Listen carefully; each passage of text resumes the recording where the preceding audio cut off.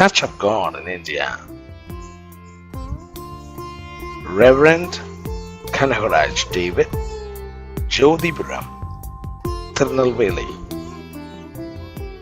கிறிஸ்துவுக்குள் மிகவும் பிரியமான தெய்வ பிள்ளைகளே, கர்த்தருடைய நாமத்தில் உங்களை அன்போடு கூட வாழ்த்துகிறேன். இந்த நாளின் காலை வேளையிலும் நாம் தேவனுடைய வசனத்திலிருந்து ஒன்றை தியானிக்க கர்த்தர் நமக்கு உதவி செய்வாராக. சங்கீதம் 72 3ஆம் வாக்கியம்.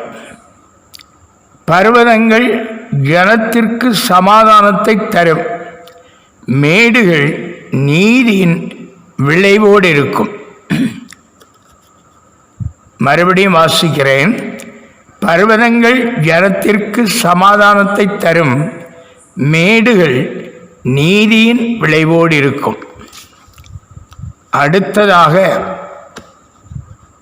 2 கொரிந்தியர் 9ஆம் அதிகாரத்தின் 10ஆம் வாக்கியம். 2 கொரிந்தியர் 9:10. விதைக்கிறவனுக்கு விதையையும் புசிக்கிறதற்கு ஆகாரத்தையும் அளிக்கிறவர் உங்களுக்கு விதையை அளித்து அதை பெருக பண்ணி உங்கள் நீதியின் விளைச்சலை வர்த்திக்க செய்வார். இன்று நாம் சிந்திக்கப் போகிற காரியம் நீதியின் விளைச்சல், நீதியின் விளைவு. அன்பான தெய்வ பிள்ளைகளே, இந்த நீதி என்கிற வார்த்தை பரிசுத்த வேதாகமத்தில் ஏராளமாக நாம் பார்க்க முடியும். நீதி என்பது சாதாரணமாக அவனுக்கு எது செய்தாலும் நீதி கிடைக்கணும் என்று சொல்லுவார்கள். இதுபோல அந்த நீதி என்கிற வார்த்தையானது அதிகமாய் கொடுக்கப்பட்டிருக்கிறது. ஆனால் நாம் சிந்திக்க போகிற இந்த நீதி என்கிறதான இந்த வார்த்தை கர்த்தராகிய இயேசு தாம் ஜீவித்த காலத்தில், அதாவது உலகத்தில் அவர் உயிரோடு இருந்து மலை பிரசங்கத்தில் செய்ததான அந்த ஆண்டவர் இன்றைக்கும் ஜீவிக்கிறார். அவர் சொல்லுகிற ஒரு காரியம் மத்தேயு எழுதின சுவிசேஷம் 5ஆம் அதிகாரத்தில் 6ஆம் வாக்கியத்தில் சொல்லும் பொழுது, நீதியின் மேல் பசிதாகம் உள்ளவர்கள் பாக்கியவான்கள், அவர்கள் திருப்தி அடைவார்கள் என்கிறதான ஒரு வார்த்தையை சொல்கிறார். மறுபடியும் ஆண்டவர் தன்னுடைய வசனத்தில் சொல்லும் பொழுது, நீதி நிமித்தம் துன்பப்படுகிறவர்கள் பாக்கியவான்கள் என்று சொல்லி அதே அதிகாரம் 10ஆம் வாக்கியத்தில் சொல்லுகிறார். மறுபடியும் ஆண்டவர் சொல்லும் பொழுது, முதலாவது தேவனுடைய ராஜ்யத்தையும் அவருடைய நீதியும் தேடுங்கள், அப்பொழுது இவைகளெல்லாம் உங்களுக்கு கூட கொடுக்கப்படும் என்றும் சொல்கிறார். ஆகவே அந்த நீதிக்கு நம்முடைய ஆண்டவர் முக்கியத்துவம் கொடுத்தது என்ன? நீதி என்பது ரட்சிப்பையும் குறிக்கும். ஏனென்றால் வேதாகமத்தில் சொல்லியிருக்கிற நீதியின் சால்வை என்று சொல்லியிருக்கிறது. ஆகவே இந்த ரட்சிப்பு நீதியை குறிக்கிறதா இருக்கிறது என்பதையும் நான் உங்களுக்கு சுட்டி காட்டுகிறேன். ஆகவே அன்பான தெய்வ பிள்ளைகளே, இந்த நீதியின் மேல் நமக்கு ஒரு பசி, அதன் மேல் ஒரு தாகம் நமக்கு இருக்க வேண்டும். அப்படி இருந்தால் அது நமக்கு மிகுந்த பலனை தரும் என்பதுதான் இன்று உங்களோடு கர்த்தர் தருகிறதான ஒரு ஆலோசனை. இந்த நீதி குறித்து நான் வாசித்ததான சங்கீதங்களின் புஸ்தகத்தில் 72ஆம் சங்கீதத்தின் அந்த 3ஆம் வாக்கியத்தில், பர்வதங்கள் ஜனத்திற்கு சமாதானத்தை தரும். பர்வதங்கள் என்றால் என்ன? அநேக பர்வதங்களை நாம் வேதாகமத்திலே வாசிக்க முடியும். நான் இன்று குறிப்பிடுகிறதான பர்வதம், மலை என்று சொல்கிறவைகளை நான் குறிப்பிட வேண்டுமானால், பரிசுத்த வேதாகமம் என்று அழைக்கிற நம்முடைய கையில் இருக்கிற இந்த வேதாகமம் 66 ஆகமங்களை கொண்டது. 400 ஆண்டுகளாக 40 பேரை கொண்டு எழுதினதான ஒரு வேத புஸ்தகத்தை நாம் கையில் வைத்திருக்கிறோம். இது 66 பர்வதங்களை உடையவை. இந்த 66 பர்வதங்களும் ஜனத்திற்கு சமாதானத்தை தரும். நீங்கள் எந்த புஸ்தகத்தை எடுத்து வாசித்தாலும் அங்கே ஒரு சமாதானத்தை நீங்கள் காண முடியும், ஒரு சமாதானத்தை பெற முடியும். அன்பான தெய்வ பிள்ளைகளே, இந்த பர்வதங்கள் சமாதானம் தரும் என்று சொன்னால், மெய்யாகவே ஒரு தேவனுடைய பிள்ளை பரிசுத்த வேதத்தை தியானத்தோடு மிகுந்த ஜெபத்தோடும் வாசிக்கும் போது இந்த வேத வசனம் அவர்களோடு பேசி அவர்களுக்கு மிகுந்த சமாதானத்தை கொடுக்கிறது. ஏனெனில் அவ்வளவு ஆணித்தரமான சமாதானத்துக்குரிய வார்த்தைகளை தேவன் அவைகளில் நமக்காக வைத்திருக்கிறார். உதாரணத்துக்கு நான் ஒன்றை வேதாகமத்திலிருந்து உங்களுக்கு வாசிக்கிறேன்.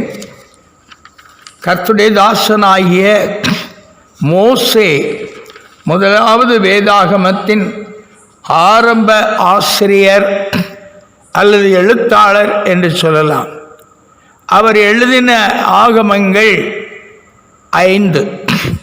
இந்த 5 ஆகமங்களையும் பஞ்சாகமங்கள் என குறிக்கப்பட்டிருக்கிறது. இந்த 5 ஆகமங்களிலும் நாம் இந்த நீதியை, இந்த சமாதானத்தை பெற முடியும். உதாரணமாக, மோசே இஸ்ரவேல் ஜனங்களை ஆசீர்வதிக்கிறான். தன்னுடைய முதுமையிலும் தன்னுடைய மரணத்துக்கு முன்பு ஆசீர்வதிக்கிறான். அப்படி ஆசீர்வதிக்கும் போது அவன் இவ்விதமாய் சொல்கிறான், கர்த்தாவே, அவன் சம்பத்தை ஆசீர்வதித்து அவன் கை கிரியையின் மேல் பிரியமாயிரும். அவனை பகைத்து அவனுக்கு விரோதமாய் எழும்புகிறவர்கள் திரும்ப எழுந்திராதபடி அவளுடைய இடுப்புகளை நொறுக்கிவிடும் என்றான். பென்னிமீனை குறித்து, கர்த்தருக்கு பிரியமானவன் அவரோடு சுகமாய் தங்கியிருப்பான். கர்த்தருக்கு பிரியமானவன் அவரோடு சுகமாய் தங்கியிருப்பான். அவரோடே சுகமாய் தங்கியிருக்கிறார். தேவனோடு இருக்கிற ஒரு வாழ்க்கை. யார்? கர்த்தருக்கு பிரியமானவன்.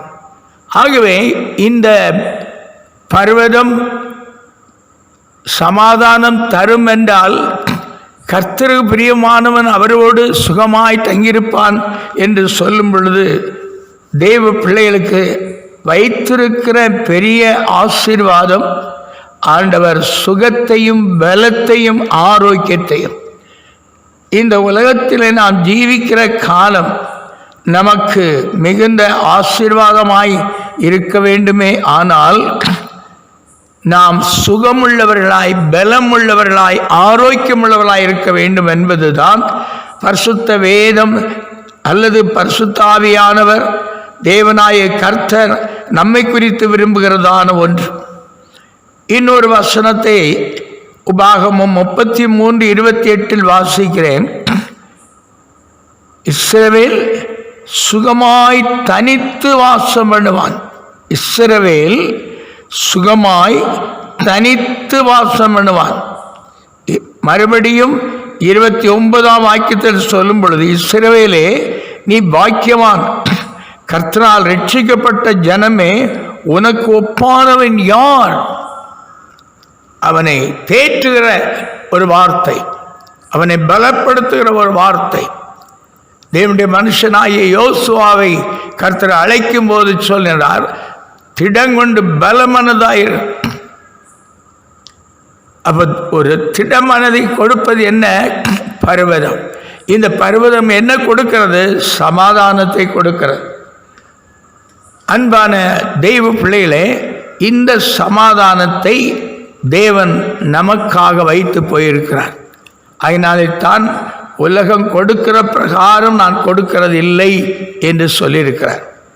அடுத்தபடியாக கொரிந்தியர்களை நாம் வாசித்தோம், விதைக்கிறவனுக்கு விதையையும் புசிக்கிறதற்கு ஆகாரத்தையும் அளிக்கிறவர் உங்களுக்கு விதையை அளித்து அதை பெருக பண்ணி உங்கள் நீதியின் விளைச்சலை வர்த்திக்க செய்வார். நீதியின் விளைச்சல்.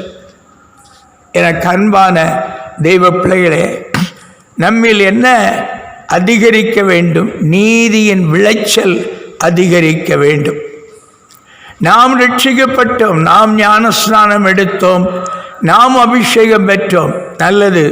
ஆனால் நம்முடைய சாட்சியின் மூலமாய் மற்றவர்கள் கிறிஸ்தவனை இழுத்து கொண்டு வரப்பட வேண்டும். கடந்த நாட்களிலே பவுலை குறித்து சிந்தித்தோம். அவரை தேவன் அழைத்ததான அந்த அழைப்பின்படி அநேக ஆத்துமாக்களை கர்த்தருக்கென்று ஆதாயப்படுத்தினவர், கர்த்தருக்காக தன் ஜீவனை கொடுத்தவர். இவ்விதமாக நம்முடைய நீதியின் விளைச்சலை வர்த்திக்க பண்ணுகிறதற்கு நம்முடைய ஆண்டவர் வல்லவராயிருக்கிறார். இங்கே இந்த நீதியின் விளைச்சல் என்று சொல்லுகிறது, இரண்டு காரியம் அதில் இருக்கிறது. ஒன்று, நீதியின் விளைச்சல் என்று சொல்லுகிறது நான் புதிதாக ஆத்துமாக்களை கர்த்தரை கொண்டு வருவது. இன்னொன்று, கர்த்தருக்காக கொடுக்கிறவர்களுக்கு கிடைக்கிறதான அந்த நீதியின் விளைச்சலை தான் இங்கே அப்போஸ்தலனாகிய பவுல் கொரிந்து சபையாருக்கு எழுதுகிறார். தர்ம சகாயத்தை பரிசுத்தவான்களுக்காக அவர் சேர்க்கும் போது அவர் என்ன சொல்கிறார்? இந்த நீதியின் விளைச்சல் நீ கர்த்தருக்கு என்று கொடுக்கும் போது ஆண்டவர் உன்னை பெருகச் செய்கிற கர்த்தர் என்று சொல்கிறார். ஏனென்றால் 12ஆம் வசனத்தில் இந்த தர்ம சகாயமாகிய பணிவிடை பரிசுத்தவான்களுடைய குறைவுகளை நிறைவாக்குறதும் அல்லாமல் அநேகர் தேவனை ஸ்தோத்திரிக்கிறதுனாலே சம்பூர்ண பலனுள்ளதாயும் இருக்கும். ஆகவே தேவனுக்கென்று கொடுக்கிற மக்களுடைய கையின் கிரியைகளை ஆசீர்வதிக்கிறவர் என்பதையும் இது குறிக்கிறதாயிருக்கிறது. இன்னும் 1-2 வார்த்தைகளை சொல்லி என்னுடைய வார்த்தையை முடிக்கிறேன். நாம் வேதத்திலே வாசிக்கும் பொழுது எரேமியா 23:6 சொல்லும் பொழுது அவருடைய நாமம் நமது நீதியாயிருக்கிற கர்த்தர். அல்லேலூயா. இனி கடைசியாய் நான் முடிக்க போகும்போது சொல்லுகிற ஒரு வார்த்தை, நம்முடைய இரட்சகர், நம்முடைய ஆண்டவர், நமக்காக இரத்தம் சிந்தின கர்த்தர், நமக்காக சிலுவையில் நம்முடைய ரட்சிப்பை சம்பாதித்த ஆண்டவர் சொல்லுகிற அந்த ஆண்டவருடைய பிள்ளைகளாய் நாம் சொல்ல வேண்டியதான வார்த்தை என்ன? நமது நீதியாயிருக்கிற கர்த்தர் என்பது அவருடைய நாமம். ஏனெனில் இஸ்ரவேலே நீ பாக்கியவான், ரட்சிக்கப்பட்ட ஜனமே உனக்கு ஒப்பானவன் யார்?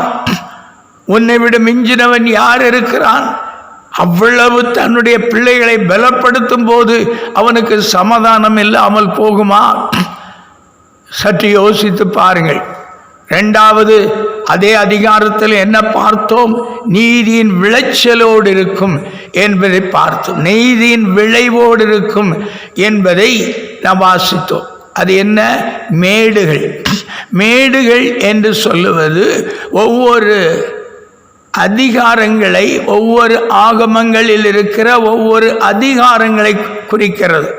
அவைகள் நமக்கு கொடுக்கிறதான அந்த ஆலோசனையானது நம்மை இன்னும் அதிகமாய் உற்சாகப்படுத்தி கர்த்தருக்கென்று பாடுபட, கர்த்தருக்கென்று பிரயாசப்பட, கர்த்தருக்கென்று கொடுக்க, கர்த்தருடைய பிள்ளைகளை உற்சாகப்படுத்துறதுனாலே நீதியின் விளைச்சல், நீதியின் விளைவை நமக்கு பெருக பண்ணுகிறது. ஆகவே இன்று நாம் வாசித்த இந்த சங்கீதத்தில் இருக்கிற 2 காரியம் என்ன?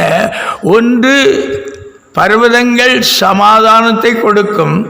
மற்றொன்று, நீதியின் பர்வதங்கள் சமாதானத்தை கொடுக்கும், மேடுகள் நீதியின் விளைவோடு இருக்கும்.